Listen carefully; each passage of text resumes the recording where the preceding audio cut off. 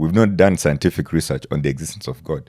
But we've tested everything that we've been told God does. Yeah, we've tested that through prayer. But you see, prayer the problem work. is this, brother. Prayer is the most useless human invention since.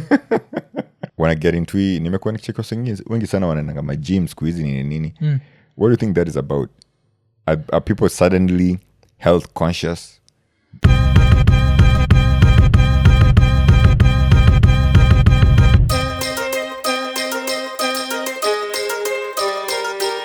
Ekonene. Episode 581. Tukisema like, subscribe, hit the notification button, tell a friend. Of course, ikiwa ni the festive season. So today is a Saturday. I know it's a Sunday. By the time wasona check this, it's a Sunday. It's December 28th. And we're just counting the final 3 days. And then we'll be in 2026. And tuko na Ugato. From the Couch Connect, and I remember the last time tuko na Ugato hapa ilikuwa that guy that I said is very confusing to me because he's a scientist and a believer. Like that's an oxymoron. Unajua hivyo? But I still believe that's an oxymoron. You can juxtapose them next to each other. Religion and science. Yes. Especially your level of science. Like can you remind guys like which science you do? Yeah, I do my research in the field of regenerative medicine. Yes. Regenerative medicine is a field of engineering where we work with our basic knowledge of engineering and basic knowledge of science to create organs for human transplant. Yes. So at the end of the day, I'm supposed to create an organ which I can give to a surgeon, and the surgeon will take away your organ that's not working, akuweka hiyo spare part, alafu maisha endelee. Yes. So place ngona sema hii yako agani oxymoronic to a certain level is the fact that you're not just a believer but you're an SDS. Yeah, Seventh-day Adventist. So Seventh Day, do you even believe in blood transfusions? Of course, man. We do blood. Kama I'm saying nafanya stories nina replace entire organs. Blood. That's what I'm asking. Like that, if I go to Kisiland, niko katikati ya Nyamira. Yeah. Can I blood transfuse? Like of course you can. Yeah, okay. Yeah, you can. So those are the Mormons. Ni watu gani believe in blood transfusions? I think those are Jehovah Witnesses. JW.org. Okay. Unajua cheki like the way I put all you people in like kawan cocoon. No, yes. I think every religion has its sort of beliefs and maybe the confusion. I mean, confusion ni sawa. Ni kama Tower of Babel, unajua Mungu alikuja pale akaleta confusion kidogo for languages. But still, the other aspect would be you guys don't celebrate Christmas, yes? I think that's hiyo ni kitu jakuwa understood vizuri. So what we don't do is we do not recognize the birth of Jesus on Christmas Day. Okay. And I mean, anybody can find this out for themselves. Jesus was definitely not born on Christmas Day. So, and you see the way the religion ilikujanga Africa, ilikujanga na wazungu, right? Yes. And so growing up, I think ilikuanga that we do not celebrate Christmas. But after I grew up, nimekuja ku understand that even when the religion came, the expectation is that you can celebrate by hanging out with folks, just have this mood of, thankfulness and giving in the community na kusaidiana na wase. Lakini ni ile tu Yesu hakuzaliwa hii siku. Na in any case, manze, Yesu hakusema to celebrate kifo yake. Rather his birth. Alisemanga to believe tu ati unajua yeye ndiye atatupea salvation. So hiyo ndio tunafanya. Yeah. And as a scientist, I feel like it's weird the way there's a whole chunk of billions of people who believe that Jesus was born on the 25th. And you, as someone who works in a field that's evidence-based, does not believe the same thing, but somehow all of you are in the same cocoon of Christians. But you see, Jesus was actually born. I mean, you go down, if you are to read history, there's a man who walked this earth whose name was Jesus in around 2,000 years ago. If you read which history? Yeah, so if you were to go to so there's a historian anaitwa. So this historian is not religious. Anaitwa Josephus. Yes. Josephus aliandika kitabu into the Antiquities of the Jews. Yes. And in his writings, of course, he explains the history of the Jewish nation, and in there he talks about Jesus. So there was a historical figure who was called Jesus who existed at some point on this earth, who walked this earth. Now his divinity has been debated by various scholars, but I do believe that he was the Son of God. Okay, because I can also tell you I'm an Arsenal fan and we have a Jesus amongst us. What does that mean? Gabriel Jesus. Yes. Of course, I'm just nakuenjoy it. We always have fun with religion. So that was going to happen. And I think one of the reasons why I'm asking you this is I saw a certain post on the day that we are shooting, and it was a Muslim cleric, I think hapa Kenya, a Sheikh, and alikuwa naongea juu ya why Muslims should not celebrate Christmas in any way. Alafu imekam after backlash. Unajuaga Mohamed Salah, you know Mohamed Salah, yes? The footballer? Yes. So Salah always gets this backlash because every year he posts his daughters next to a Christmas tree. And it always pisses off people. So People watching of this Islam heritage? Okay. Yes. So I was watching this clip and I was there like, damn, this is the reason why I'll never support religion, and I always feel like religion is just there to divide. It does not do anything. It helps us see our differences. So what is like part of this, because I know as SDAs you don't celebrate Christmas in quotes, yes, but you don't lose sleep over it. Of Understand? course. It's something that A friend of mine came home this morning and just found me chilling, and I was like, "Hey, I'm saying, you're not chilling." I thought he was asking me, like I was not. I was not in a celebratory mood. I was like, man, it's because I'm busy. I'm trying to get stuff done. And then right under me, it's because he was asking that because I'm Adventist. Yeah, because for me, it's just a normal day. Adventist. Yeah. Okay. Tusikize Buddha. Tukae mbali na sherehe za hawa watu. Sio kwamba ni maneno yangu mimi. Wewe leo unamwambia mtu Merry Christmas, unajua madhara yake ndugu yangu? Au kumpa mtu maua, au kamnulia zawadi, au kampelekea, au kapokea zawadi yake. Katika muumini, kutaka kujua wewe ni katika waumini wa kweli ni wale ambaye hawasherehekei sherehe za sikukuu za makafiri. Kwa hivyo wewe Muislamu katika siku kama hii haufai kabisa kushiriki katika njia moja au nyingine. Leo ndo wamesema baadhi ya wanazuoni, hata ikiwa wewe mfano una duka lako la kuuza keki, umepewa oda ya kupeleka keki za Krismasi, usichukue. Sikia hiyo jo. This is where I say so now this is supposed to affect my business because this person is a non-believer na me order something from me. I'm not supposed to order. So this the question would be, ukienda place kama Mombasa, yes? Yeah. Most businesses are owned by Muslims, yes? Yeah. So this festive season, people are spending a lot. So as a Muslim store, you're not supposed to sell. Because if people are spending for Christmas, umechikivila mesema that hata keki ikikuwa decoration. Yeah. So okay, up to hapo, like what are your views so far? Man. I think there's anything done in extremism, any form of extremism is wrong. So for example, as an Adventist, nikikuwa extreme, of course pia mi naweza kuwa na beliefs zangu as an extreme Adventist. Na pia like we Sheikh somebody. Yes. I think he's one of those extreme guys. Because you can meet people in the middle. We are all coexisting in this society together. Mimi ni Kenya, mimi ni Mgiriama, for instance, or something. Yes. And I am Muslim. So hypothetically, let's say I'm Muslim. And then I have neighbors here wenye sio Waislamu, ni Wagiriama wenzangu, na ni Wakristo. And we share some other things in common. So telling someone Merry Christmas, I think I could patch anything in my opinion. But I think it's maybe because of the caste, the sect of Islam it comes from. Because I learned a few days ago that there's I think 3 main sects of Islam: Shia, Sunni, and the other one is Ismaili. I think the Ismaili apparently are the most extreme. Upon the one thing I didn't like, I would start nani alikuwa natuambia hivyo.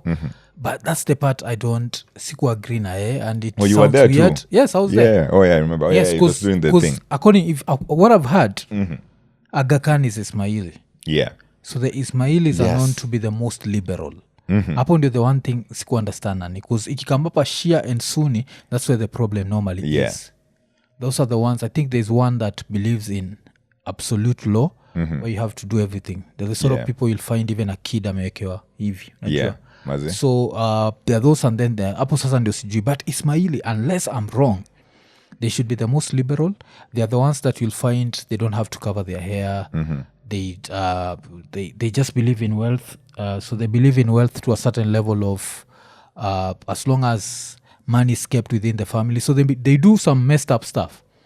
Zile za marrying cousins. Okay. Yes, that one I know they do. Yeah. Because the wealth has to stay there. Hawezi kuja hapo kama ugato and you marry one of them. I know there's that. Yes. Yeah. Hataki itakula budako iko how much? Hawezi, hautoshi mboga. Baki umerudi. So but that one we'll have to research on that and to do like the different, because I also feel like the Ismaili, I think that was the problem. The Ismaili are more of an Indian Nini than a Muslim, whatever. But I think that's a topic for another day. Yeah. Shidangu ni place ya shopping. How do you take it when he says that if you get an order for a cake, haufai kudeliver keki? So kile nauliza, hizi businesses za Mombasa, they should never take advantage of the Christmas season. Well, I personally, if I was running a shop, if I was a Muslim of that faith and or rather that sect, and I was running a shop, I think maybe ningechujo yo mosque yo siku juu mi maze I'd love to make my my money. Of course, at sisi Adventists, there's some beliefs we have. For instance, we would close our shops on Saturday for Sabbath. Yes. But kitu kama kuuzia msee, kutengeneza msee yo keki ya Christmas, I think hapo hakuna noma. And in any case, we are this is one of the ways in tunaweza endeleza upendo amongst ourselves. This is how you create some sort of common ground. Ini kitu inatoka in a common ground. I don't need to believe in your Jesus. I don't need to believe in your Christmas. Yes. But telling you Merry Christmas should be okay. But I think maybe he's even the alifunzo maybe in shule yake ya madrasa or something. Okay. And he's trying to maintain that and make sure that his congregation hawa deviate kutoka hapo. Lakini mimi I think hapo ningechujo. Yeah, because kitu fani alafu pia Joe Buddha, the first time I heard him, because I was not watching the video, the first time I heard him I was like, sauti yake nenda fana Joe. I don't know. I think maybe it's just in my head. But wacha tuendelee kidogo tusikie. Umepewa oda ya kupeleka maua kwa ajili ya Krismasi, usichukue. Wacha kwa ajili ya Mungu na Mungu atakupa nyingine bora kuliko hiyo. Mtume wa sallam anasema, man taraka shay'an lillah awadahu Allahu khairan min. Mtu yoyote mwenye kuacha kitu kwa ajili ya Mungu, Mungu atampa nyingine bora kuliko hiyo. Kuna baadhi ya watu leo, ndugu zangu, wamependa kula mambo ya kula hii. Wewe leo jirani yako, siku zote katika muda wa mwaka nzima tunapeana zawadi sisi kwa sisi. Anakuletea chakula unapokea, hata kama si Muislamu. Amekupa zawadi unapokea, ni sawa hiyo.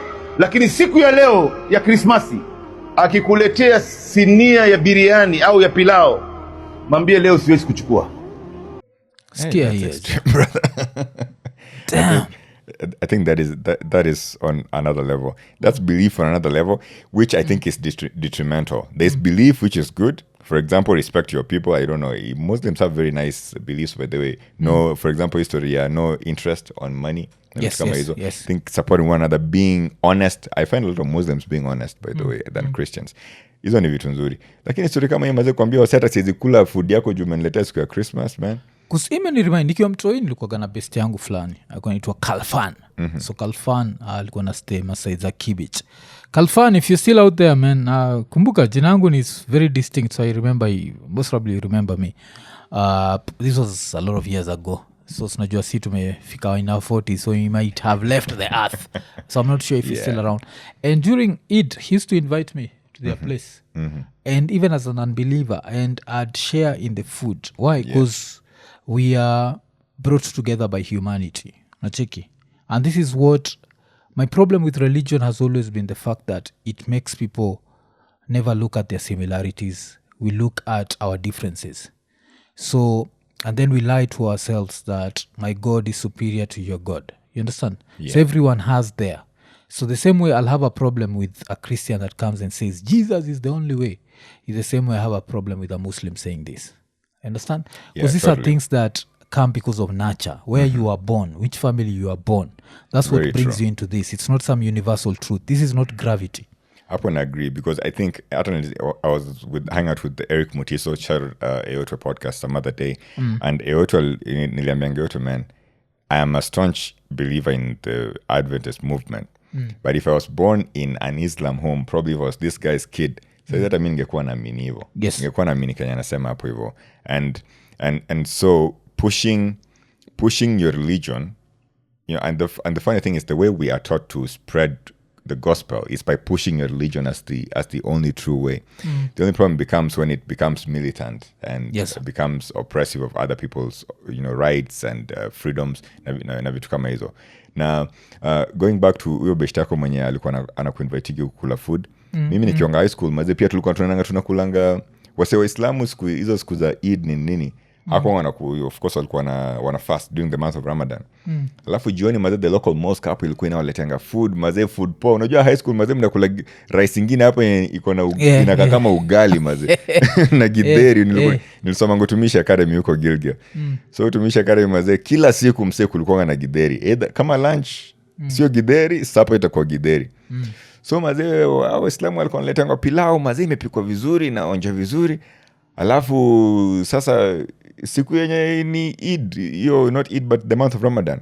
Kila mtu maze jioni pale alikuwa na beshtake Muislamu anamletea bakuli pale ya food. Na tulikuwa tunakula pamoja.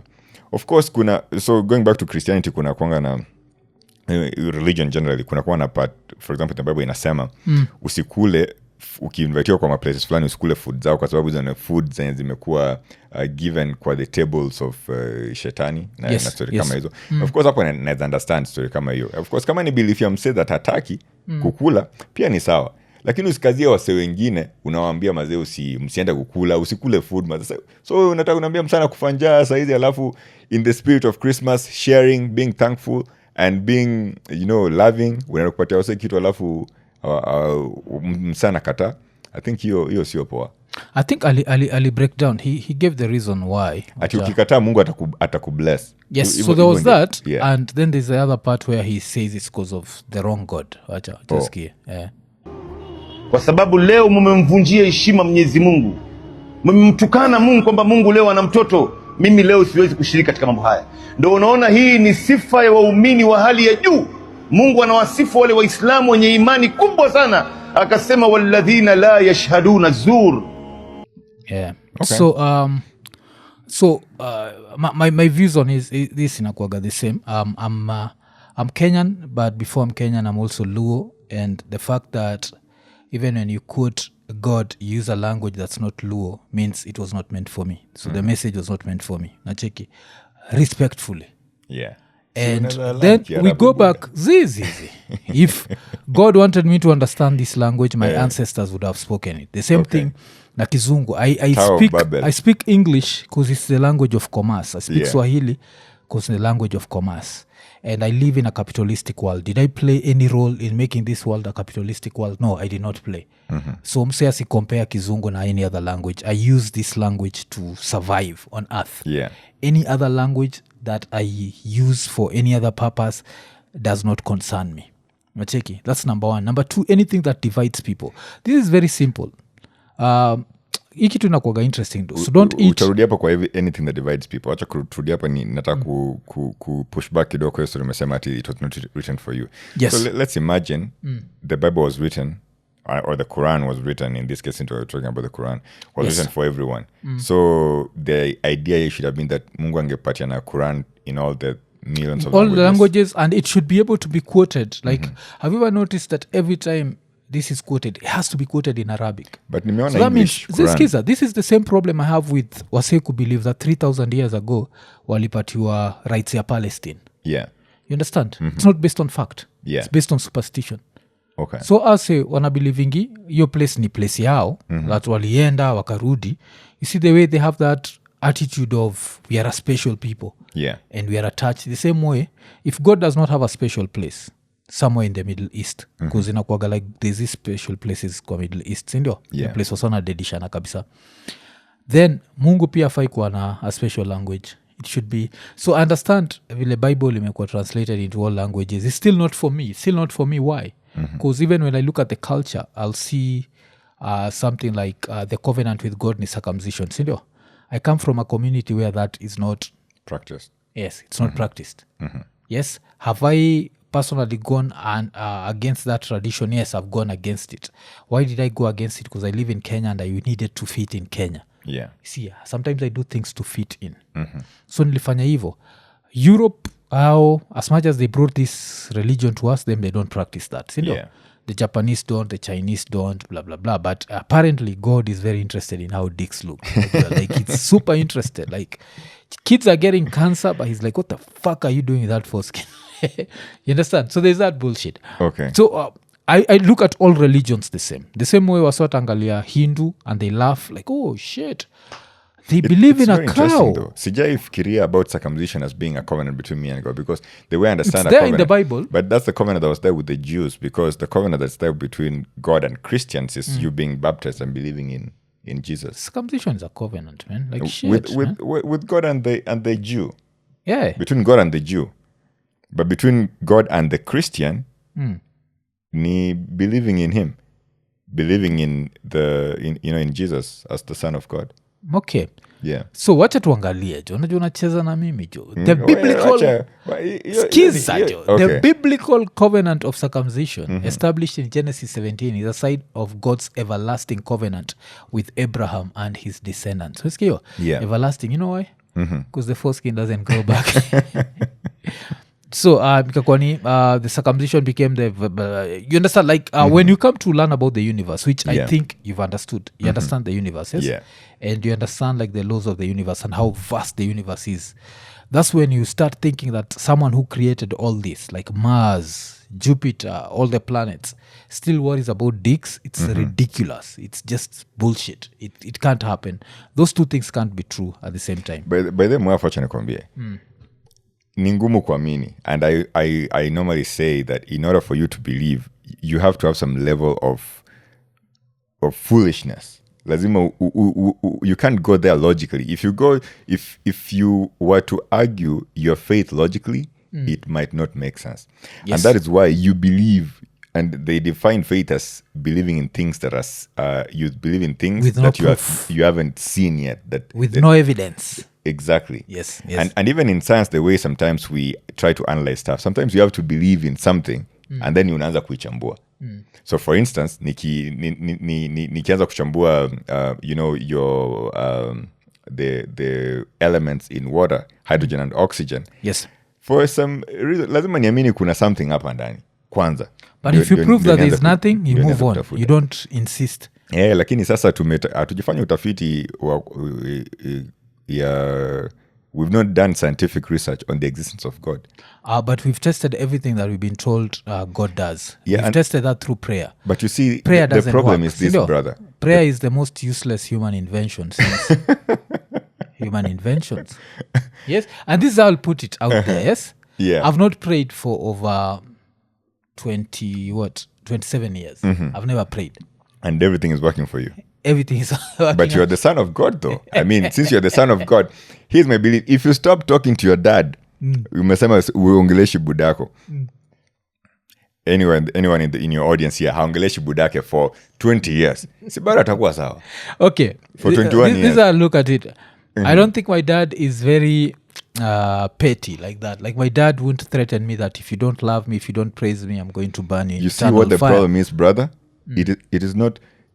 This is what has been passed down by humans. The human, by the preacher. Preacher ndiye anakuambia hii story. Mimi venye naamini msee, hakuna mimi, you see the way you argue with the Bible from an atheistic perspective. From a logical perspective. From a logical perspective, yes. Which is atheistic in nature.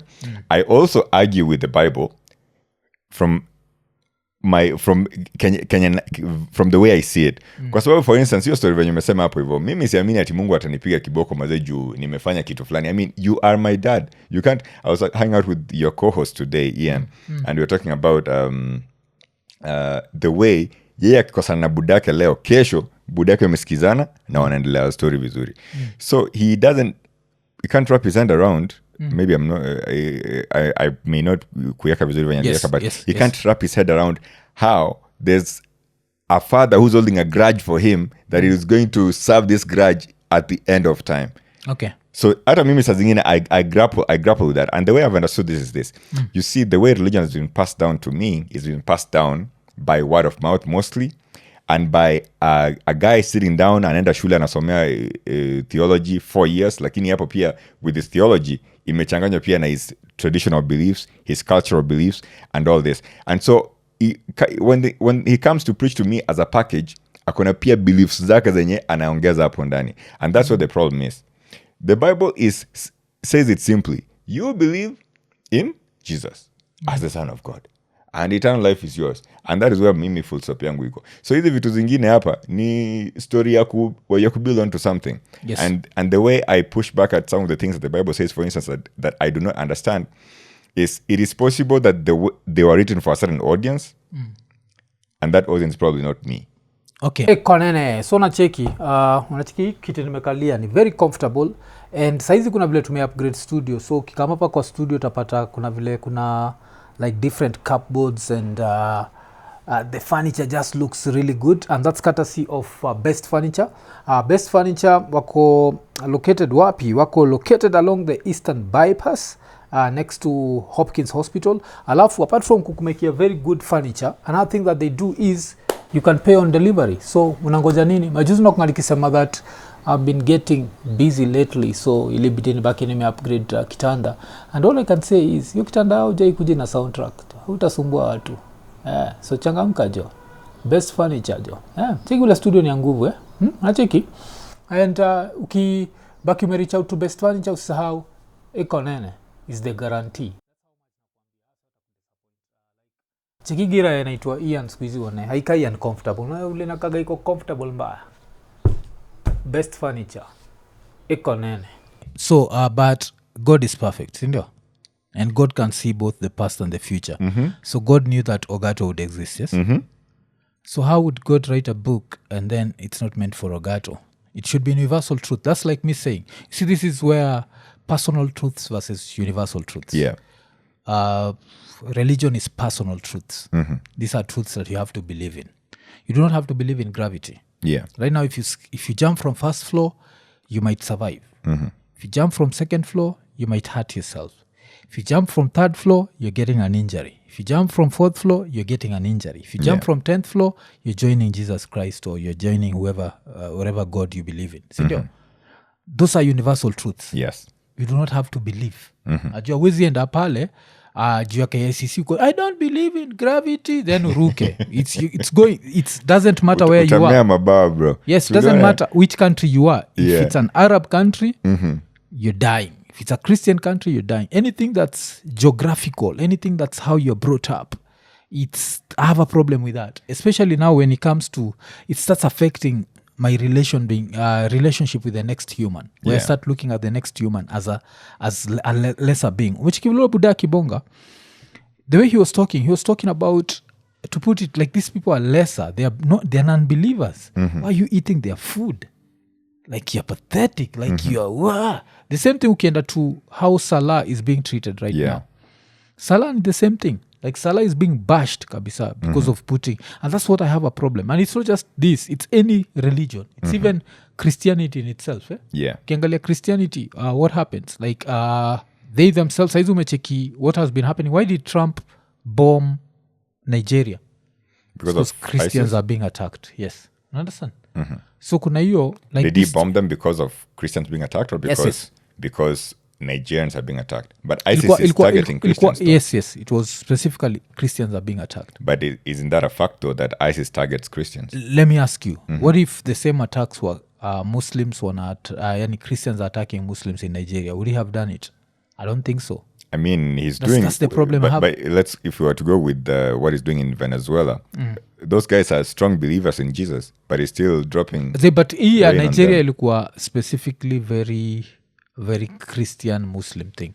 Yeah, I think because sababu ni factual iko hivyo. But I don't think he's doing that because he's a Christian protecting other Christians. He's doing that because, I mean, it's just happening. And the way I push back on that is hiyo story yenye happen huko down South America. Now wase hapo. But man, that guy pia, unajua belief system yake pia ni very complex kuielewa.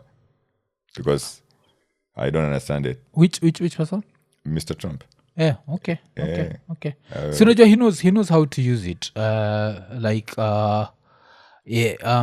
Okay, but let's go back to Salah. So Salah aliweka hii Merry Christmas. He does it every year to rile people up. And kuna msa alikuwa amemwandikia, I'm sorry but if you don't delete this tweet I'll unfollow you. Alafu kuna msikida, Salah repent and change your ways. Wishing happy Christmas is different from celebrating Christmas. Then kuna wasi wamemwandikia na Kiarabu, I guess they are telling him that he's going to hell. I can't understand. Let me show the translation. Ilikuwa like, Mohamed Salah is no longer just a football player. Unfortunately, he has become the image of the Muslim in the eyes of the world, and every action of his is read as a message. Unfortunately, his messages do not represent Muslims. And what bothers me more is not that it's a repeated behavior, kuzo ifanyaga, sindio? Not just a one-time thing. Despite his awareness of the criticism and the magnitude of the image impact on millions of young people who see him as a role model. Bless you. And ikakuwa, celebrating Christmas is not a social custom or a courtesy. It's a religious ritual based on a belief that contradicts the essence of Islam, which is founded on monotheism. Sindio? Coexistence doesn't mean melting into others' rituals, and respect doesn't require compromising on core principles. The rational Muslim is the one who knows his boundaries, preserves his faith, and doesn't allow others to erase his constance just to earn their respect. The most dangerous thing isn't the act itself, but the repeated insistence on it, which makes it more than just a mistake and sends a wrong message to millions of young people that core principles can be bypassed for media acceptance or global popularity. And this is something unforgivable, scary, especially when the person is a role model. The true influencer doesn't measure success by applause or popularity, but by the extent of his commitment to his faith and values.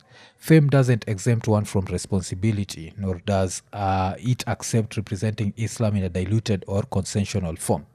The exemplary Muslim stands firm on principles and elevates the status of his religion through his words and actions, even if it goes against the media wave or the public desires. But umesikizo words kama unforgivable.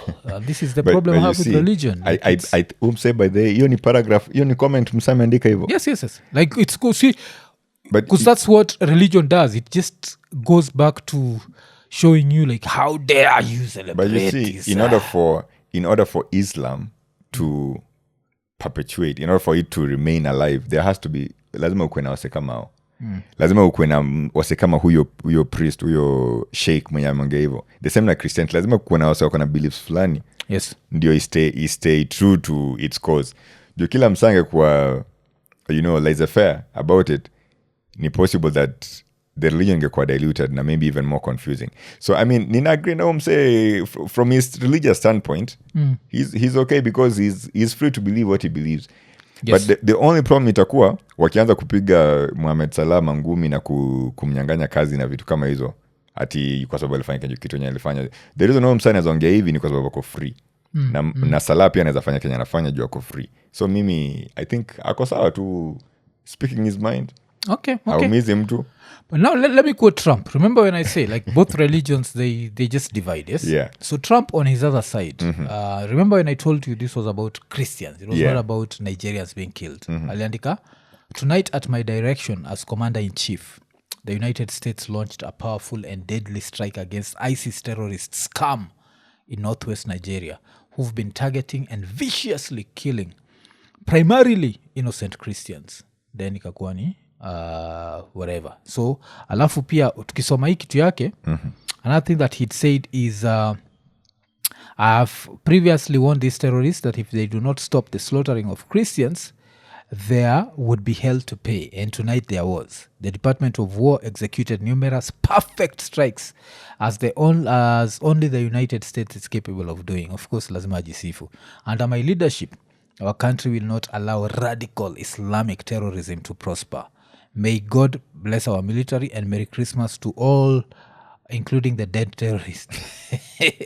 And there'll be many more if their slaughter of Christians continues. You see, so it was a Christian thing. So it's even majuzi ukiangalia what was happening in TZ, it was nearly turned into a religion thing. And that's the problem I have with religion. It just divides, man. It just divides.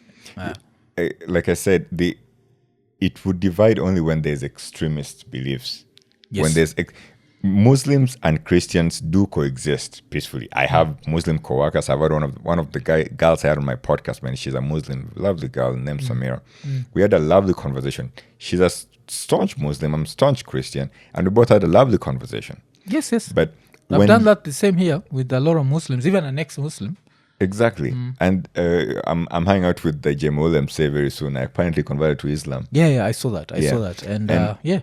And you see, when so religion does not necessarily lead to tension. Tension is only created when there's extreme believers and there's in anything. In politics, you'll see it. If there's extreme people in the extreme political divide on the one end and versus the other end, there's going to be kutakuwa na kukwaruzana hapo. Ikuja kwa tribe, kama kuna msameamini tribe yangu ndio the only superior tribe na unaamini tribe yako ndio superior, lazima tutagongana. But if we agree to coexist, I'm free to believe what I believe and you're free to believe what you believe, hapo I think wase wanaweza coexist pamoja vizuri. Lakini going back to Trump, si Trump ni factual hapo, stories amesema zote ni fact. Ni venye tu ameziongeza na pomp kidogo. Amesema ataki radical Islam exist. Of course hakuna mtu anataka radical Islam exist, including the Muslims themselves. Ataki historia nini ikuwe hapo hivyo. Wase wanataka Christian faithfuls. So of course hiyo ni fact. Na of course amewish kila mtu Merry Christmas. Si yako sawa. Okay. But yeah, ka conversation imekubamba, usisahau that next week on Sunday it's going to be a very interesting one, because whenever there's Kibe and me in the same room, there's always tension. And there's always, so this time the difference is there's going to be Mr. Ogato in between us, because normally it's the two of us and we clash a lot, so that's guaranteed to be a dope show. And this of course is the Couch Connect, celebrating the 100th episode, a century of episodes. Yeah, man. Yeah, episode 100 coming down. So nini I look forward to, like he come to hivyo, alafu that's number one, alafu number two, why me and Kibe? Because you guys are my friends, I was just looking for friends. So I contacted. So we hung out with Kibe and I asked him, man, do you want to come through to do this? And Kibe was like, yeah, let's do it. Yeah. And then I thought, you know what? Let's just make it a little bit more interesting. And so I think I called you, nikakuuliza, man, can we do this? I was in Toronto at that time. Wakubali, man. And I said, yeah, let's do it. But you guys are my friends, and also we can have very objective discussions. Of course, wewe na Kibe mnakonga na you rub your shoulders a little bit. Yes. But one thing I know is that you guys can also be objective. Yes. So I want us to have objective discussions up with the audience. Wauliza maswali mbili tatu. And of course, it's episode 100, so I wanted to create something special. Something special where there's a live audience. You guys come and check out, what we do, the way we do it. Yes. And it's just a generally nice conversation to start your 2026, man. So this is next week. That's on Sunday, sindio? Yeah. January 4th. It's at KNT, one of the hardest places to get. Umse somehow was able to get KNT, man. I mean, we're going Nairobi, just jaipata KNT. So that's Kenya National Theatre. Gets open at what time? Gets open at 1 p.m. Doors open at 1 p.m. Yes. But the show starts at 2 p.m. Kutakuwa na a little bit of music hapo.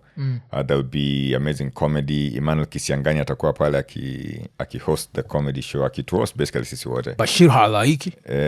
Bashir iko? Bashir atakuja kama guest kwa audience. I mean, akitaka kusimama hapo kwa nini aniroast. So who are the comedians? Ni Maina Munene? Maina Munene, Nelly Wangeshi na and Kisiangani. Okay. Yeah, I'm so used to Bashir and Ani being one package. Yeah. Those I think I tried calling. So here's the funny thing. I was calling Bashir over and over again. Bashir hakuwa anashika simu. So I text him literally like a week ago. And I replied the text like 2 minutes later. I said, man, I'm so sorry. All this, maybe apparently his phone doesn't have call notifications, like WhatsApp call notifications. And so that's how we ended up not hanging out with him over there. Lakini it'll be an amazing thing, man. Come through. Yeah, and so, check it out. Tickets ni mangapi? Tickets ni 2,500. Zilikuanga Alibad zilikuanga live mpaka Christmas Day. So Christmas Day they were taken down. But ni 2,500, and with that you also get Kibe's book. Kibe's 28 Commandments. And if I have Kibe's book? If you have Kibe's book, si unapata tu ingine unaweza donate hapo hivyo. Oh shit. Yeah. Okay. But kuna sengi sana meko kiniuliza like iko nini we didn't hang out this year. So yeah, man, let's hang out. Let's hang out at the start of next year, because also next year sisi tutakuwa tukicelebrate iko nini at 5, yes? Yeah, man, that's amazing. So kujeni man, like it's been a minute. Let's hang out kidogo. I know it might be last minute. Na pia msiblame mumse ni raia imeishi majuu for so long. Inadu event January. The cojones on this dude. Yeah, this dude has some cojones. But yes, so nitakuwa Kibe will be there. It's always I also enjoy the arguments. I just so shindagwa like how it happens because Kibe is so opinionated and I'm opinionated, and that means that there's always going to be a clash, najua, and the clash is always very good for the audience. Kuna wasusamaga Moaf, why do you let him Nini? When if he's on my podcast and the clash is there, I'll have to take a back seat. But if you're on Ogato's podcast, there we'll take it to the last minute. So make sure you show up, man. That's next week on Sunday, man. Yeah, January 4th at the Kenya National Theatre. But I mean, I'm really looking forward to it. Nilikuwa naambia wase, man, I had to walk from Toronto for this. Yes. Yeah, and of course if you're in Toronto, pia kutakuwa na episode 101 the following week, na Minneapolis episode 102 the following week, with Miguna in 101 and with Hulda Momanyi 102. Yeah, so kwa mpaka na Huda mwingine. Mimi sikia more. I was expecting Monroe. Oh shit. Yeah, so finally nani mulifanya na nani ama ndio mnaenda kufanya? Ndio tunaenda kufanya na Miguna January 11th in Young and Finch kwa Toronto. Young and Finch tutakuwa pale. Ambia Megona that Nini if 2026 goes well nataka kupitia Toronto. Yeah, man. So maybe there's a podcast called Nini, man. I'd want to sit down with him. Yeah, he's an easy guy, but he's very easy, very respectful. Apparently all these guys who out in the open are very aggressive and combatant in some type of way. Kibe including being one of them. Yes. In person, they're very charming, humble people that you can have a nice conversation with.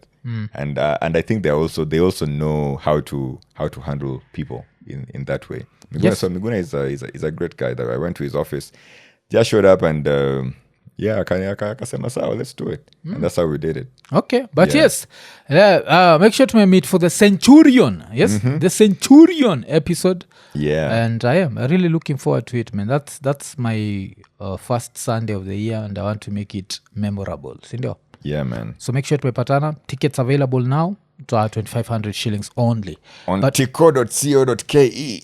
Yes, tutaka link kwa description maybe. Yeah, link itakuwa hapo jo. Yeah. So tukitoka poja tubonge juu ya algorithm zangu agaza ajabu. So kiteta. Yeah? Okay. So kwa algo yangu there's this thing that I shared on Twitter and it was funny jo, cause ni two mantis zikiondoana alafu I feel like they're spanking each other. Ama ina spank ama ini AI jo. Afu nachiki vile inaweza kuwa ni AI bro. Yeah. Lakini hii algorithm yako ni unaongeanga juu ngono sana pia. Yeah, algorithm yangu waka wild jo. Si unaikuwa naambiaga watu atishaonaga roach skipatia na head jo. Like a roach kadem kamelala chini hivi kwa mgongo. Alafu the other roach is going at it jo. So sijui, but one thing nilkam kurealize is other animals do these things. So we always assume like kama lions zinakuwaga P-unit mbaya. Yeah. Ajay. Really? Like lions unusa so inanusa aje? Inanusa hiyo ina tu inanusa from the back. Okay. But hizo nusa kunotice if the other name is horny or not. I see that with cattle too. Cattle and sheep. Unaona hapo merino sheep, unaona hapo iko hapo alafu they do it in a funny way. I mean, I don't know if do you tell your editor to put stuff up to find a picture of editangu joga nazovyo. I doubt he's going to do that. He's going to you just figure it out yourself. Yeah, we can figure out a donkey or a lion or whatever. Not a lion, but a cow or a goat. Imetoa meno nje. So like the upper lip imeinuka hivi kwenda juu. So it's interesting to see. Wakati hizo animals zinafanyanga hiyo. Yeah, but have you seen them harvesting the way they harvest sperms from animals? Okay, sijai cheki. Inatoloka? I'm assuming it's from the nuts. No? Nzi, the way they wanainyonga wenyewe. Alafu wanaenda wanaimwaga into nishonaga horse. Horse, hata mimi nimeonanga ya horse. Kadem fulani hapo hivyo maza. I think inaekwa there's a fake horse, there's a piece of wood yenye inapandilia inaimount. Alafu ikimount before imwaga tu maza naenda nashikilia dekia na imwagilia kwenda kwa nishaicheki. Alafu hizo vitu waga nilikuwa na watch kwa kuna hii series ya HBO inaitwa Real Sport. So Real Sport is about just different stuff, but sport that normally is not covered. So like one of the things walikuwa na cover ni the horses that give birth to the horses that are used for racing, yes? Yeah. Do you know that short moja ni $500,000? $500,000. That's the short ile kistallion. Kile kistallion sasa kitakuwa pale like eko 8, then zingine zikuje. It's $500,000. Alafu unapata that horse on some days kuna 7 appointments. So msa anatengeza $3.5 million juu horse yake imedinyana. Maze? Alafu don't forget that hii horse kudinyana, we mwenye ndo it's up to you kucheck if your horse iko on hit and if it can give birth. Wejua tu per shot ni $500,000. Whether izae isizae hiyo ni yako na nyanyako. Yeah, but pia sasa ile whatever inaenda kuzaa pia ni worth it. Yes. Ni worth hiyo. I mean you can make that money back by simply nimeona mahorse maze zikiuza huko Toronto man $5 million. Ni horse maze, it's just a horse. Funny thing, after about 5-6 years hiyo horse unaipata for free for $2,000. For free. Kuna this lady friend of mine anakuanga na farm, alikuanga professor kitambo akaretire. Yes. Then she went on board a farm, alafu ana rescue ma horses zenye zilikuanga zina race. So apparently hizi race horses wakati zimeretire zinanga tu zinauzwa, zinasiagwa into whatever animal feed or whatever manure. So yana endanga na rescue maze. Hapo hivyo unaona ma horses zenye zilikuwa worth millions, zilikuwa zina race, ziliwin millions of dollars. Alafu ziko tu hapo hivyo maze. So it's very interesting venye capitalism ina work. Yeah. Wacha ni interrupt show kukuremind kuwa Lemfi inakupatia a chance to win a flight to East Africa, and all you have to do ni send money home na pia refer a friend. Alafu kisha refer a friend una stand a chance ya kuwin a $2,000 flight voucher. Na usisahau jo, kifanya history yote promo code ni ekonene. Usisahau pia like on your first $50 transaction unabaki umeget a sign up reward ya $20. So damn, cheki jo hiyo. Na in the process una support ekonene. So usisahau kutumia promo code ekonene. Na cheki. So hiyo unataka hiyo nini like a $2,000 flight voucher. Very simple, vile nimesema.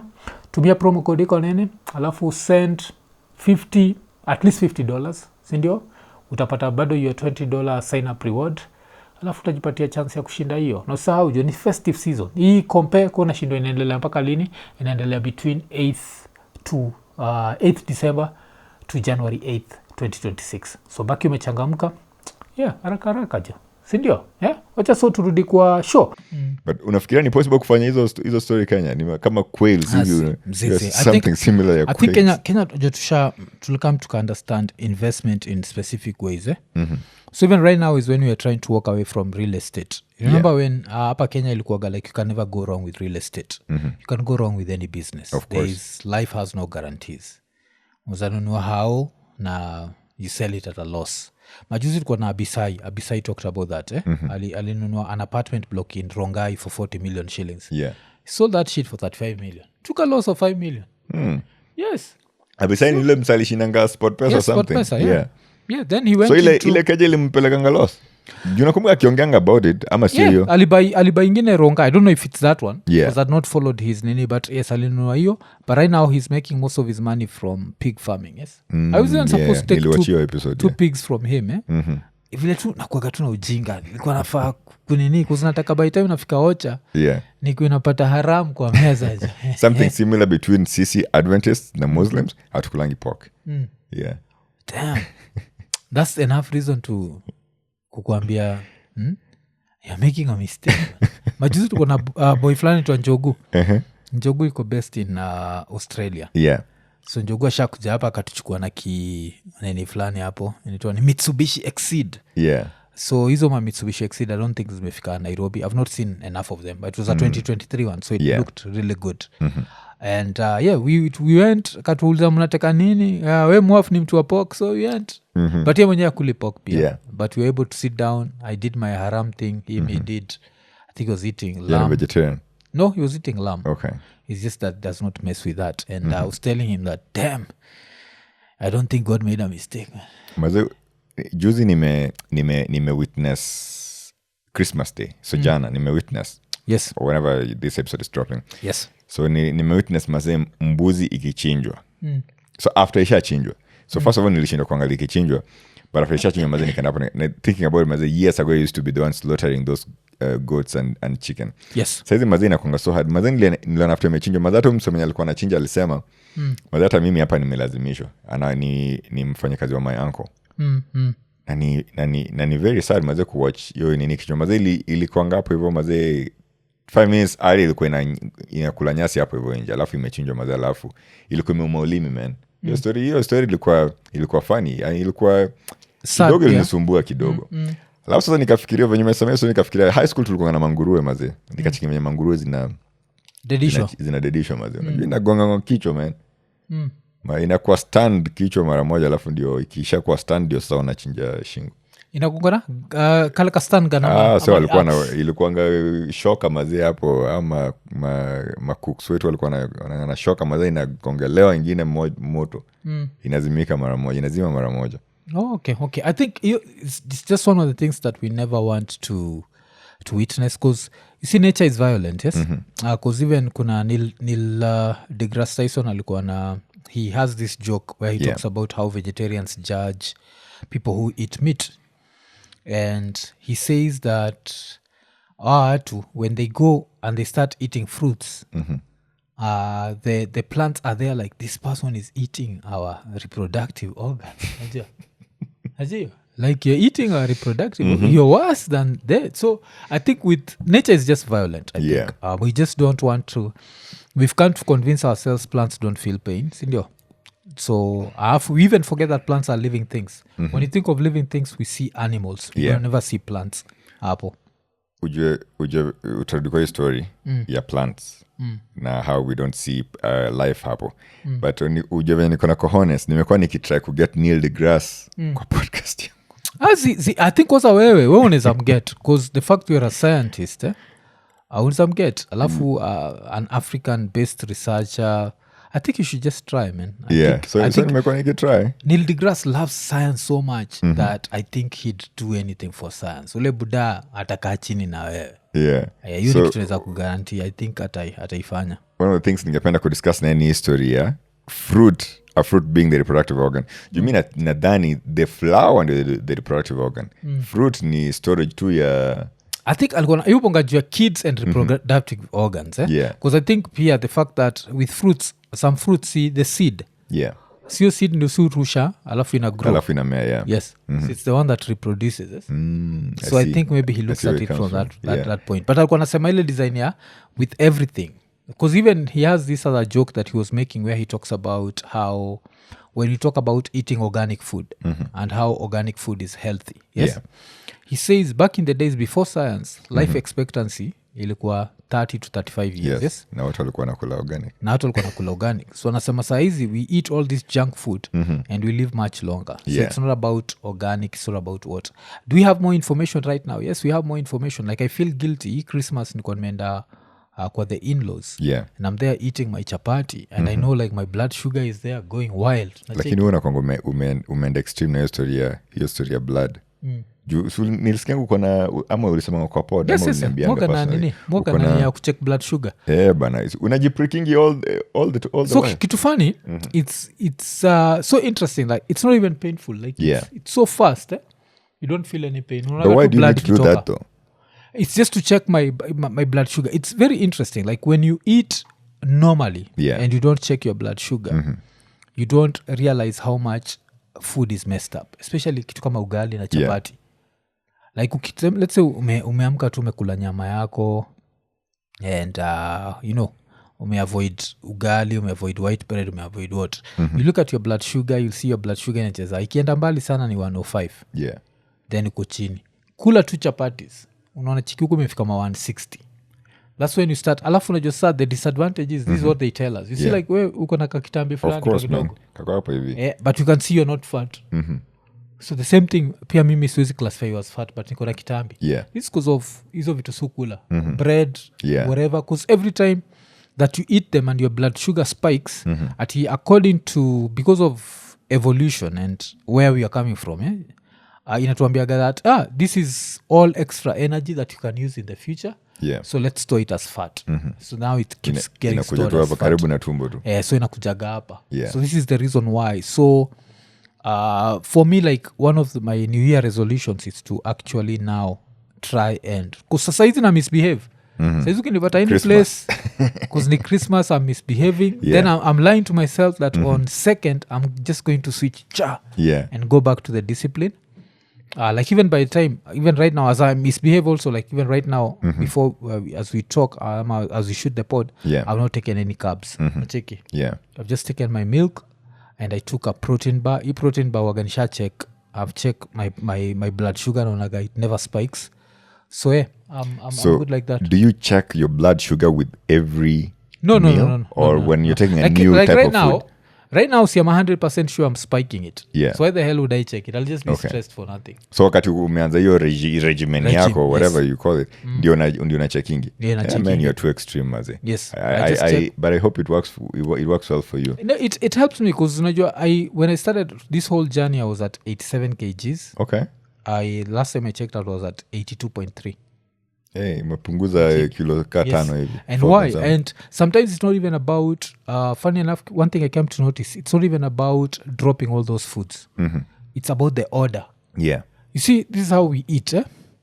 It's universal. Weka nyama na ugali. Una grab ugali, unashika nyama, unazikula pamoja. Sindio? Yeah.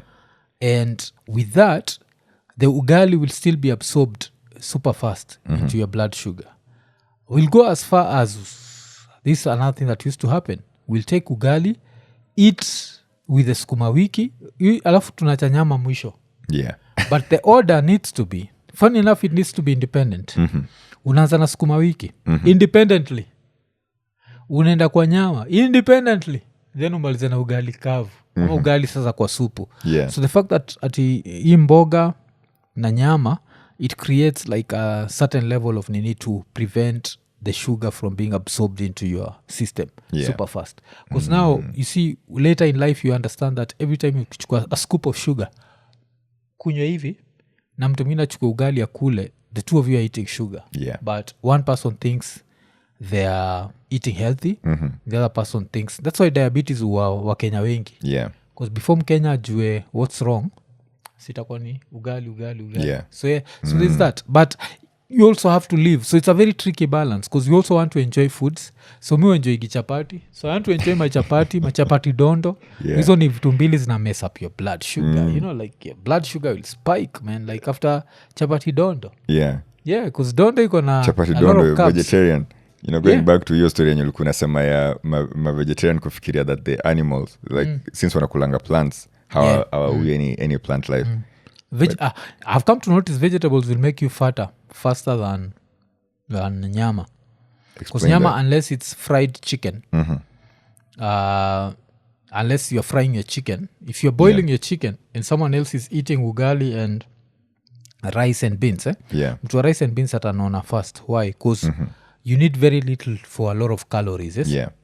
Yes, so like a small chunk of this, like rice kidogo hivi, you'll find the same calories as a much bigger chunk of meat. Yeah. You see?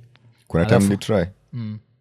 Anamaliza kwanza. Yes. So nilikuwa nasema yani, because I remember there used to be this friend of ours who was dating a vegetarian. And she was fat. It never used to make sense to me. The vegetarian was fatter than the Nini. Yeah, she's fat. So in my mind, I was like, if you want to lose weight, you become a vegetarian. Yeah. Then I'm like, why is she fat? Yeah. Then you come to find out it's about blood sugar. It does not care what you're eating as long as your blood sugar is spiking. Because this is another thing that you can eat the worst food. Like the reason why kids can eat bad food before mtoi amesiwe up na sisi with too much bad food. Watoi tunajua insulin sensitivity yao si mbaya sana. Yeah. So when they eat food, their blood sugar does not necessarily spike kabisa. So they don't store all that as fat. Yeah. But sisi on the other side is everything because our blood sugar is messed up. Tuna store fat. And then we really mess ourselves up. So, yeah. But enjoy life, man. I still enjoy my chapati, man. Kuna time nilitry your regimen yako. Not your regimen. But about a year ago, my wife had traveled kidogo. So nilikuwa peke yangu for about 3-4 months. 3-4 months, but then nilikuwa nakulanga tu protein na veggies peke yake, hakukuwa na carbs hata kidogo. Nilikuwa inaitwa intermittent fasting. Nilikuwa na try very seriously. Lose weight. Nililose weight lakini maze sio kwa kitambi. Nilikonda mashavu maze. Mimi mwenyewe ni mkonde already. So nilikuwa nataka kitambi libaki maze.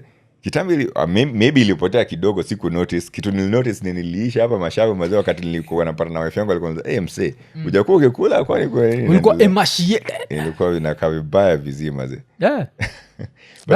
But ni funny though that tunatry hizi vitu zote maze. Ku lose weight. Alafu kitu kingine na hiyo sugar umesema. Hiyo saa zingine pia wase usemanga story ya cancer ati unajua cancer inakulanga sugar. So usikule sukari, usikunywe, usiweka sukari kwa juice, usiweka sukari kwa nini. Lakini hata hapa unabonda maugali nini? Yes, ugali ni sukari. Hapo ndio sukari yako inatoka. Ugali ni sukari, chapo ni sukari, white bread ni sukari, like a lot of things are sugar, man, and I hate it. Like, you know, one thing sita kudanganya. Yeah. One thing I hated about getting you to check blood sugar is how much you notice that there's very few healthy foods. Yeah. Fruits mess up your blood sugar, man. And of course, kuna fruits kama mango. Mango is so juicy and so sweet. So you know, mango vizi. So you know that one I expect to mess up my blood sugar. Yeah. Yes. But an orange will mess up your blood sugar. And remember, orange see at it's sweet. Unless you're taking tangerines, oranges are not that sweet. They'll mess up your blood sugar. Yeah. Lemons not so much. Lemons zimesigi up so much. Bananas, let's still push your blood sugar juu. Yeah. You understand, like banana ka nyinyi watu wagakigaki. Banana is just you never think that this is dangerous. Amatoke. Yes. So you come to think of it, you're like, there are so many unhealthy foods but you have to live. So now kuna kwa in another trick. So the trick is how unafuatanisha food zako. Yeah. Apart from that is, if as soon as you umekula kitu kama ugali, instead of sitting down, you need to go for a walk. Yeah. So now your blood sugar won't, because you know you'll start burning that Nini. Yeah. So your blood sugar does not need to spike. So because the spike is what leads to it being stored. Yes. Yeah. So if you can do that and then get on a treadmill ama start walking around, you lose the weight. Unafikiria wakenya wengi wana get into hii? Nimekuwa nikicheka wengi sana wanaenda magym siku hizi nini. What do you think that is about? Are people suddenly health conscious? I think to a certain level, we all want to live for as long as possible. Yes. Yeah. So because of that, I think that's the reason why people will try anything. And one of the things people are trying right now is gym. Because gym tunambua your muscle, yes? Yeah. You'll need muscle in your later life. Kama miona chikiva nimeisha mazi sina muscle. Hata mi gender, unajua usemaga you start losing your muscle after not going to the gym for 2-3 weeks. So I've started, saizi niko sure nikienda, because when I look at myself, because I'd gained something, I'd gained like 2 kilograms of muscle. Okay. I'm sure right now I've lost. Losing it is faster than gaining it. Gaining it. How long did it take you to get the 2 kilograms? Like, damn, it took me like 6 months, man. Okay. For that, hiyo ni kuflip fat ikue, so fat ipote, ikue replace na muscle. But niko sure by the time narudi, nitakuwa nime lose at least close to even 1 kg. That's how fast you lose. Of your muscle? Yes. Damn. That's why you need to be active. 4 times a week? Yes, naendaga 4 times. You're still over-exert, mse? Funny enough, it's fun. That's the funny thing you come to notice. It's fun and your body recovers super quick. Alafu now if you have a trainer, sile mtado mikono. Yeah. Then the next day you do legs. So siku ya kwanza it's hell. Like right now, vile sitakuwa nimeenda for close to a month. The first day, the first week I'll be going through horror. Then after you go through those tears and you heal, hizo zingine utakuwa ukisikia some pain, by the next day usha heal, ama next 2 days usha heal. Trainer wako anakuanga hapo na wewe ama mna? Yes, anakuaga hapo because he's someone who works at the gym. Okay. So I just go, since ananini, I train, ananionyesha, do this. Because what trainers do help with this, they push you to the limit. Like when I started out, this is how I normally tell people. When I started out, I na struggle na ile by 20 kgs. Yeah. So jekiwa peke yake it's 20 kgs. Right now, I'm close to 70.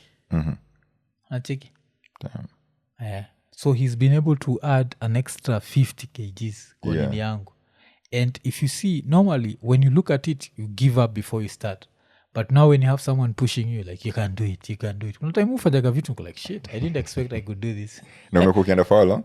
Niko nikienda since from April I've missed April to December, that's 8 months, yes? Yeah. But I've missed a few because kuna time nilienda Dubai I think for 2 weeks.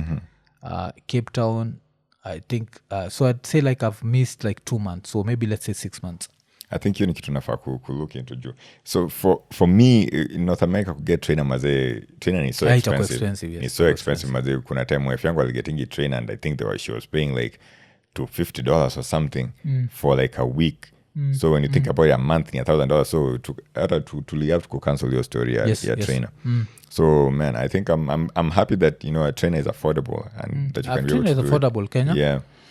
Alafu pia, but you also don't need a trainer. With YouTube you can, if you're disciplined enough and you're ready to push yourself. So I think kitu moja usemaga ni train to failure. You know what train to failure means? It's where you try to lift something and you can't do it anymore. So and this is how you know you failed, yes? Yeah. So utafanya easy heavy. Yeah. Sindio? So you can do something heavy and try to go ikushinde. When you start with that thing heavy, let's say umeingia kwa gym and you're lifting 50 kgs. Yeah. By the time unatoka kwa gym, you can't lift 5 kgs. You've trained to failure. Like umejideplete kabisa. So even like one of my trainers used to do something called a drop set. So drop set they start heavy and they go light. Yeah. So like let's say we are lifting 50 kgs. So 50 kgs ni 10 reps. Yeah. Then drop it to 40. As 14 ni 15 reps. Yeah. Then toke hiyo 40 tuende kwa maybe 30. Hii 30 aseme ni 20 reps.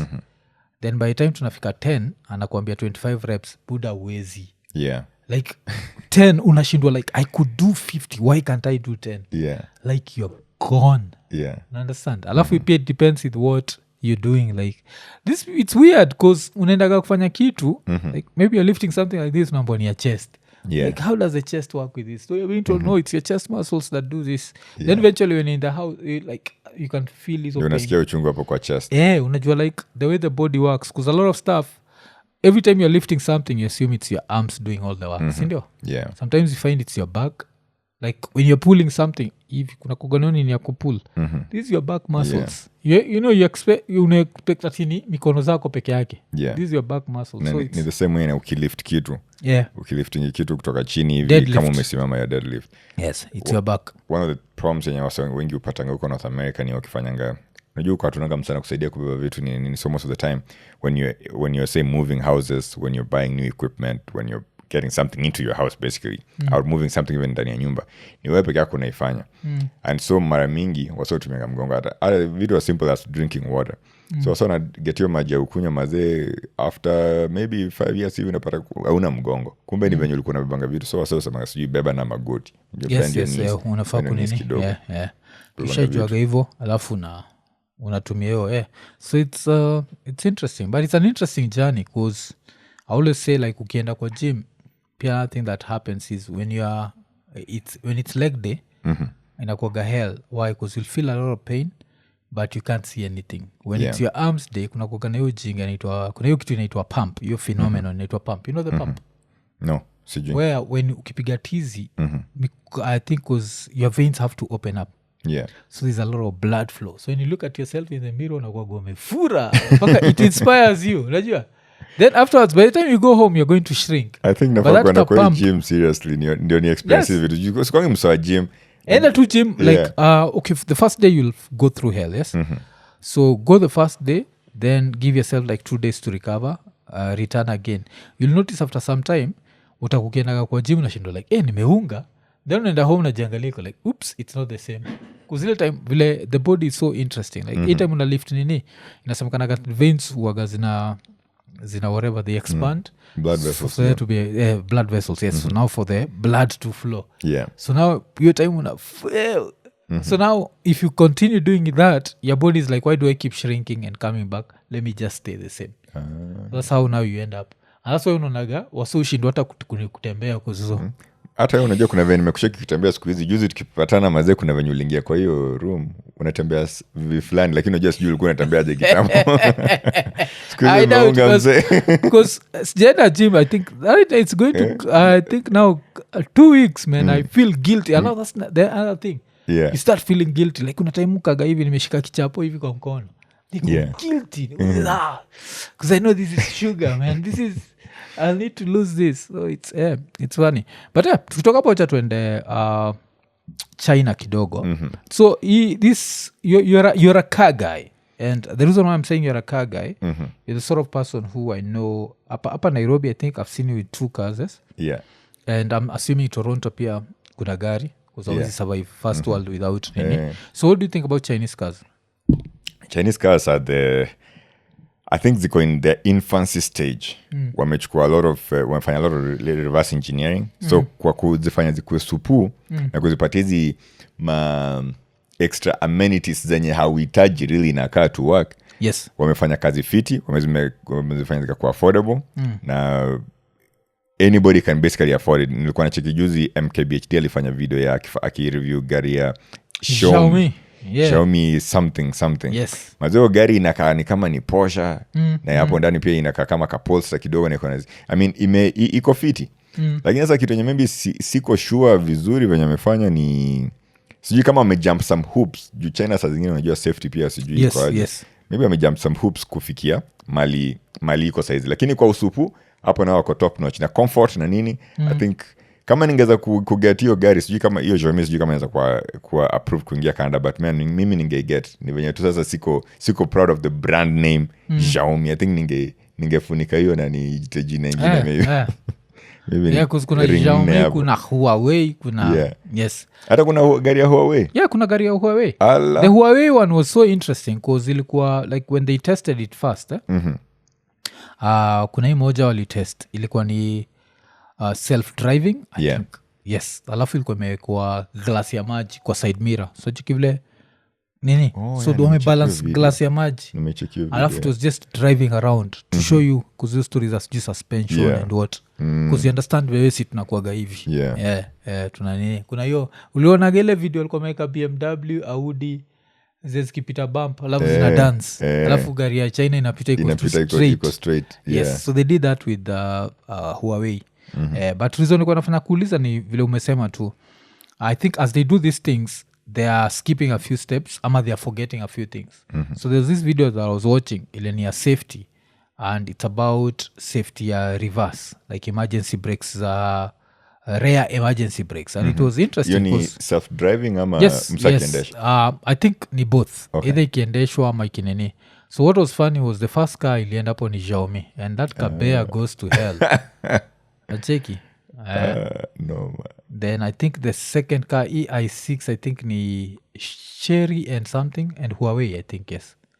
Alafu now Tesla. Uchikile Tesla like it stops so fast Yeah. Hii ingine China bado kifo straight. Then kuna hii moja ile lijaribu I think ni Luxid. Yeah. That one tried. Ikagonga sura. But still imevunja meno. Yeah. So so it's interesting how because it means that they've skipped a few steps if you come to safety. But China is an interesting country, man. I really hope that funny enough nezataka nikuwa nimeambia Kibe hivi akabakia minibash but nikuwa nasema that if I was to buy a car in 2027 I'd want it to be a Chinese car. Kaniambia why 2027? Why not tomorrow? Why? Because the versions that come downstream zinakonga better. Yes. Mi driving ninakonga na an old Jaguar ya 209 Jaguar XF. So XF is a SUV no ni sedan still. Ni sedan ya. Oh, okay. So hiyo gari inakonga poa, iko na nguvu, ni V8 engine nini, nimetoa silencer, nimeka pipe, so inapiga kelele nikishow up kwa street, kila mtu atajua gato ndio anapita. Lakini mazee kuna mavitu aziwaka hapo ndani. So screen hapa haifanyangi. Winter time ya baridi mazee inatoanga baridi. Juu sasa hiyo screen haifanyi hizi manobs hapa zifanyi sijui ni. So mazee winter mimi utemega na blanketi ndani ya gari jo. Kwa sababu ni cold na pia ni cold ndani ya gari. So but ni interesting kwa sababu hizi gari zote so ni ya 209 so ndio ilikuwa I think the first variation ilikuwa ya 209 ama 208 sikumbuki vizuri lakini the first variation iko down iko na mashida mazee lakini sasa ukicheki by the time wanafika the 2013 2014 version iko I think ilikuwa written off at some point except maybe bado iko siko sure XJ ilikuwa my favorite car lakini hiyo walishaitoanga actually wametoa gari zote hizo za Jaguar za gas juu wanataka kwenda fully electric size but so nitaka kusema ni hiyo version ya kwanza inakuwa na shida so gari yote version ya kwanza inakuwa na kanoma tu fulani so get the second version maybe the third ama ukiget like the more recent version ile ya mwisho so kama me for example sasa kama ningeweza kugesa kama ya 2018 ama ya 2024 whatever hiyo ingekuanga better vitu zote sasa zinawako wamezifigure out wasiona juu kwa comments ukiingia kama Reddit for example utachikia kwa comments msakisema mazee mashida zenye anakuwa nazo na gari yake so tunakuwa na hiyo community ya mashida za magari zetu hizo za kitambo tuenda kutatua but yeah so I think hata China ni the same thing ni kama ningeget gari ya China mazee ingekuwa kuget ya maybe ya 2030 juu saa hizo washafigure out mavitu mingi washapita ma regulations across the globe sasa pia maybe hizi mashida za maybe competition pia yenye wako nayo na Tesla ni nini so hiyo ndio itakuwa head to head vizuri so watakuwa wameshukisha price gari iko fiti iko poa nini I think hata mimi ningeget way later tomorrow show me mazee mkinipatia mimi nika influencer hapa hivi Nairobi mkama kunipatia gari yenu for free of course nita drive around hata kesho so cuz I'm thinking the same like easy Xiaomi za saa hizi and Xiaomi za like 2030 those ones will be different hizo zitakuwa like another level not even Xiaomi peke yake even Jetua unaijua the one where they basically copied Land Rover ni ile ilikuwa inapanda mlima alafu ili struggle in a few years they are going to figure it out nacheki and when they figure it out it's going to be nini but in the meantime the funny thing is they are hurting businesses nilikuwa nimecheki profits za Porsche zil drop by 99%. Lazima zishuke maze. 99%? Yes. Wacha nicheki profits Porsche. The best time to buy a Porsche, maybe wanaweza kupatia discount. Yeah, profits because what Porsche were planning to do, they were walikuwa wamedu nini jo? Predominantly, let me see. Kwa nini usione? Porsche's operating profits are down 99% this year, man. Hiyo ilikuwa ni roadandtrack.com. So I remember seeing this thing and I was like, damn, 99%? How crazy is that? Lakini I think vitu mingi sana zinaenda go through. I think the world as we know it inaenda kuchange in the next 5 years mwaf. Yes. The world as we know it itakuwa so different. Highly likely superpowers zitakuwa zimechange in the next 5 years. Ama zitakuwa watu watakuwa na kohone za kusema unajua nini amtutishie anymore. Education as we know it itakuwa imechange. Yes. Power consumption as we know it itakuwa imechange. I mean our sources of power juu wasa wamekuwa kupush sana historia ya green energy na nini. Pia historia ya magari pia itakuwa imechange. Hizi sasa the only problem mimi na feel vibaya mimi na feel ni kama Africa bado tutabaki to the same place. Sisi tunachoma jo. Hiyo ndio the worst of the worst maze na ni because of course the guys at the top. Kwa ukiangalia kama China maze Xi Jinping pale achezi mse. Achezi. Hula chezage. Lazima mfuate sheria na ni hii. Nilikuwa na guest fulani kwa pod yangu sijui kama episode ili droppingi. Maybe ili drop ilikuwa ya msanii tuanga Festo nitaenda kucheki kama ili drop. Festo ni showingi that in China actually ilikuwa msanii tu achika ili drop.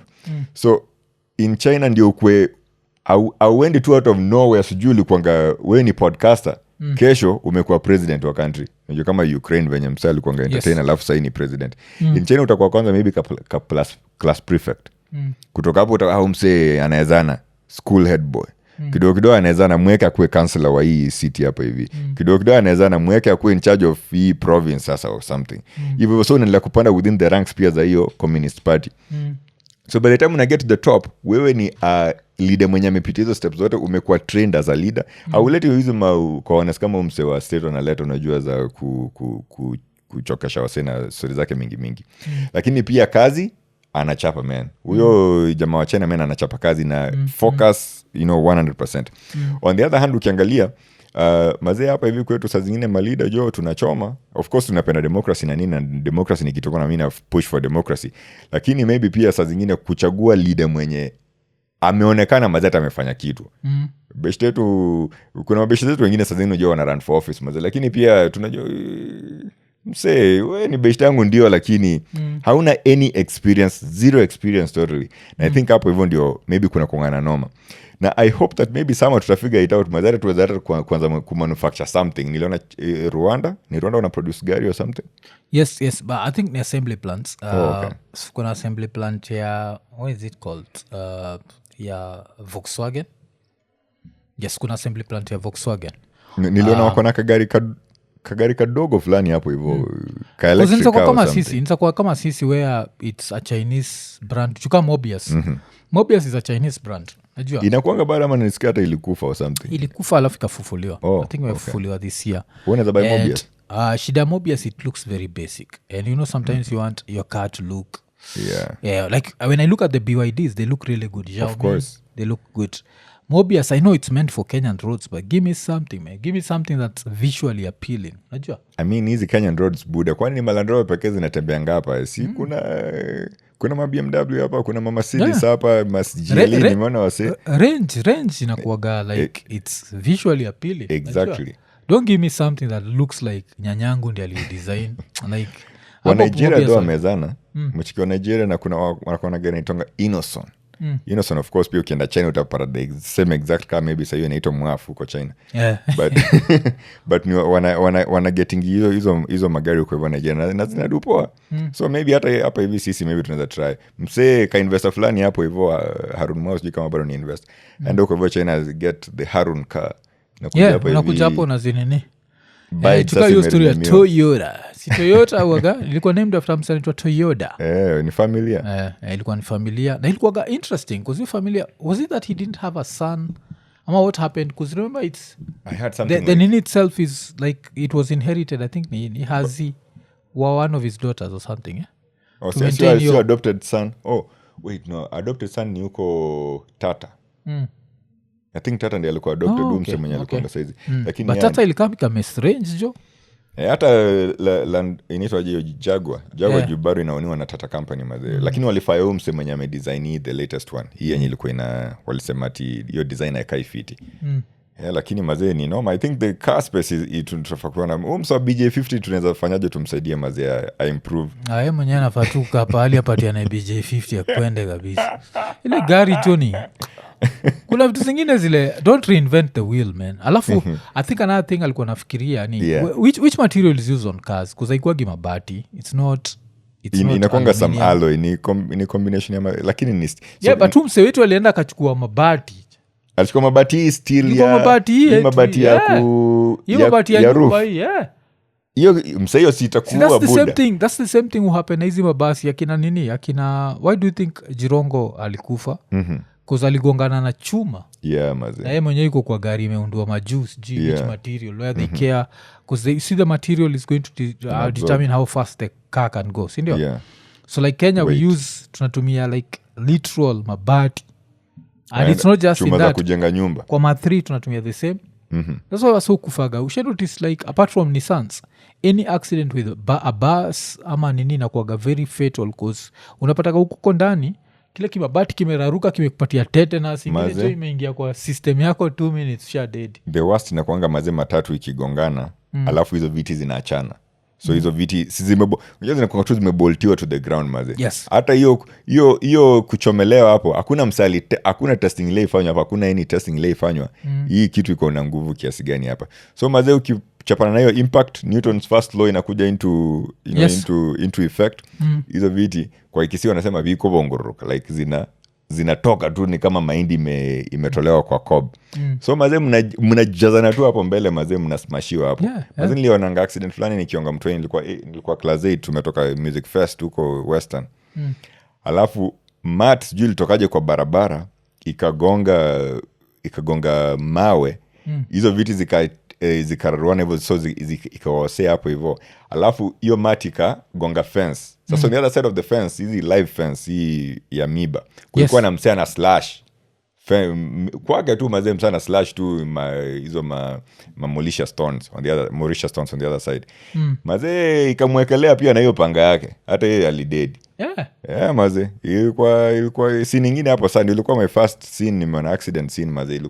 Ilikuwa very sad. Na the saddest thing ni kitu happen 2003 mazee. Ni 2025 na bado hizo stories zina happen. Kuna kitu simple moja nimechekiwa sawa akisema mabasi matrailer ziekewe kabare fulani hapo hivyo nyuma. Unaona trailer inakuanga so hapo hivyo mwisho machuma ziongezwe hapo hivyo, ndio msaa kigonganga trailer isingie chini ya trailer. Mazee 2025 bado story jaekwa. Sasa is the saddest thing mazee. Jironga alikuanga MP. Alikuanga in power at some point. 15 years ago at some point.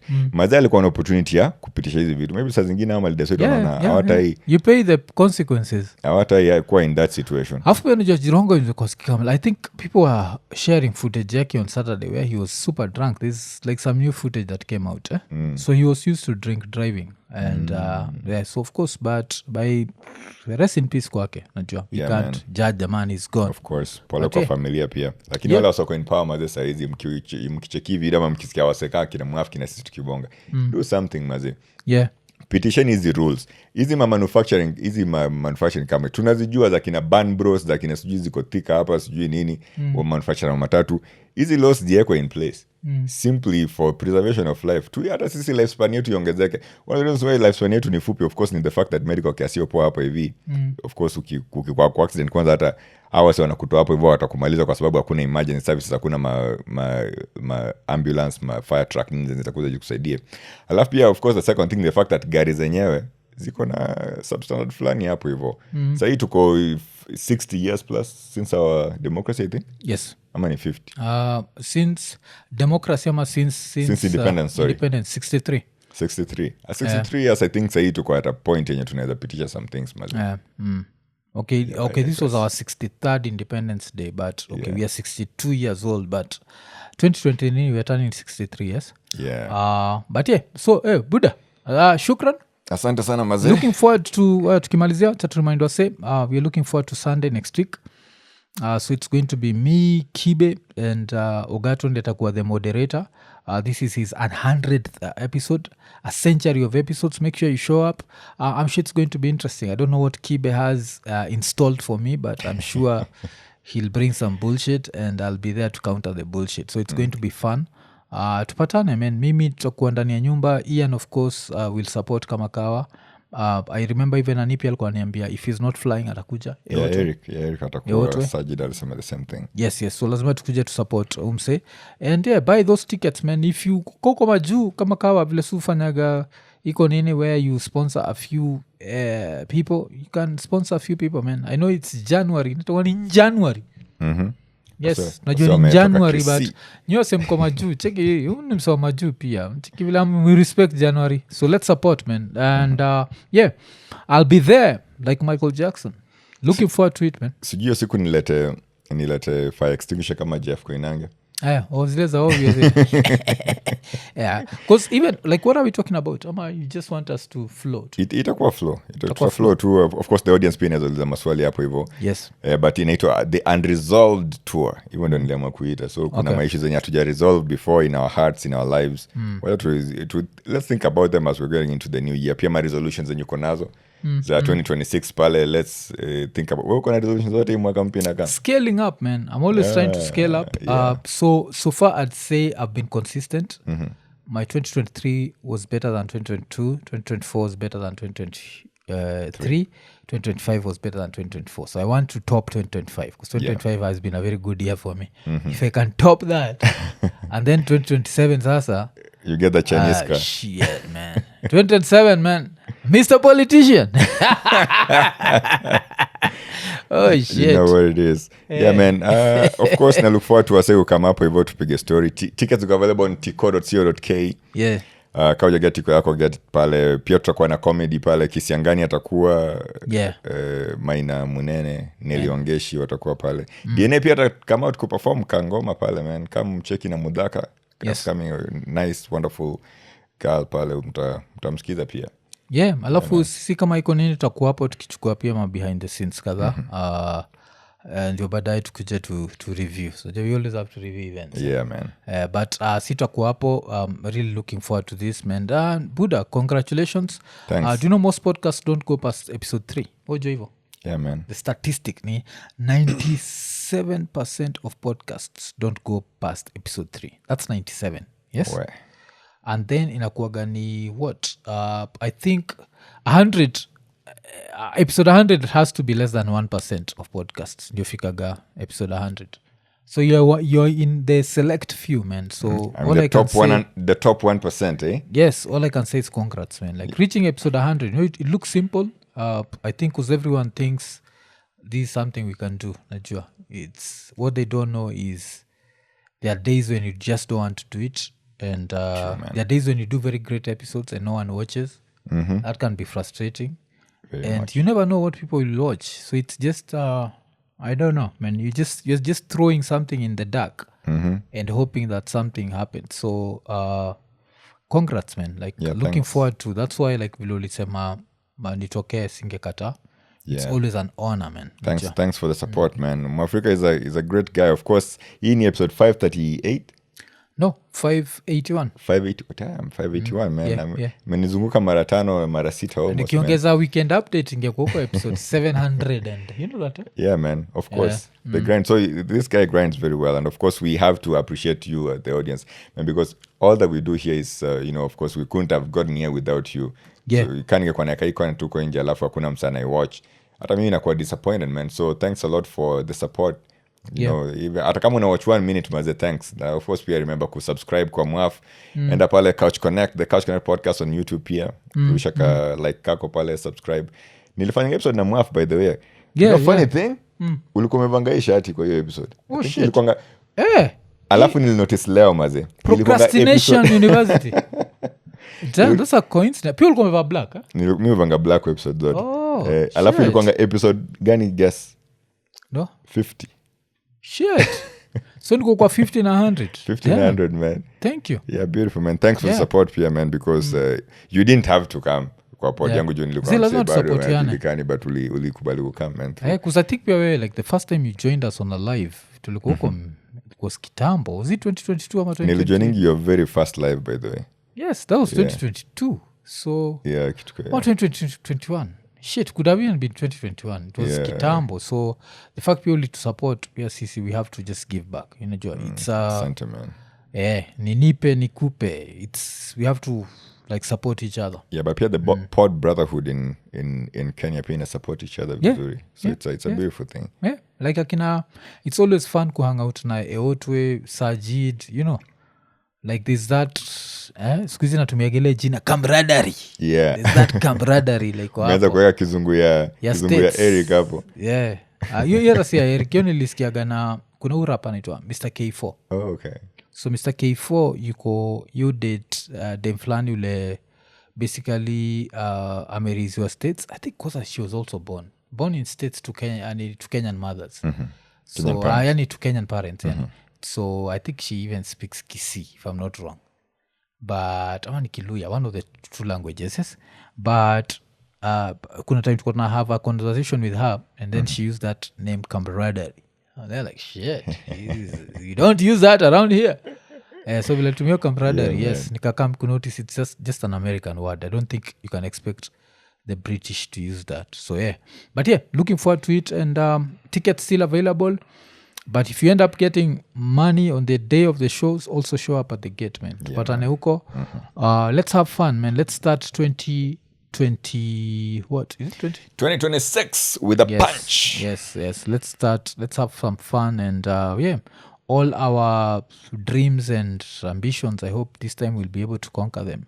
Yeah, man. Looking forward. Yes, looking forward, man. So kama kawaida imekuwa ni 581, sindio? Yep. So vile susemaga like, subscribe, hit the notification button, tell a friend.